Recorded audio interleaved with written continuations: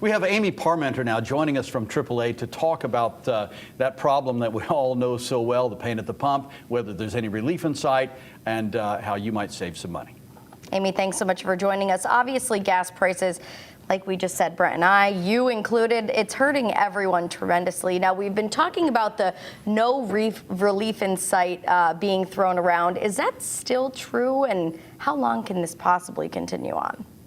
Yeah, well, a little bit of good news over the weekend as gas prices leveled off a bit after really just a historic week in terms of the dramatic jump that gas prices did take. And of course, all of us took notice as a result. You know, when we look to the future, and AAA is all about gas price projections, but very difficult right now because about 50% of what you pay at the pump is dependent on the price of oil. And right now, the price of oil is subject to what's going on in Ukraine. So we really don't know how that's going to unfold in the months ahead. And so we have a moment of leveling off. Will that begin a downward trend, or will we see further increases? It's really too soon to tell. So, Amy, Governor Lamont has just announced a bipartisan effort pausing the state gas tax. What's that going to mean for drivers, and how helpful will that turn out to be? Yeah, so this is something that we're seeing really all across the country. Both Democrat and Republican governors have been proposing these types of initiatives.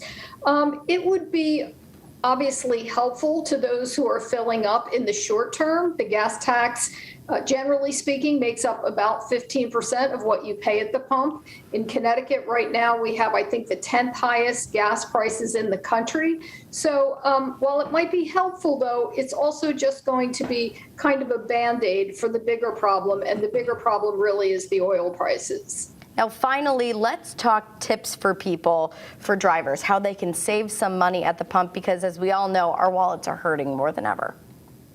Yeah, so probably the number one thing for starters is to make sure that your vehicle is in good working order. A lot of folks put off basic vehicle maintenance during the pandemic, and now it's really time to get back to it. You want to make sure that your tires are in good working order, that your air filters are good, and your spark plugs. Just have a mechanic really give your vehicle a bumper-to-bumper health check, and make sure that your vehicle is running as fuel efficiently as possible. And then, of course, also minimizing the driving that you're doing if you can. Carpool or consolidate your errands, that kind of common sense thing. The less you drive, obviously, the less you're going to spend on gas.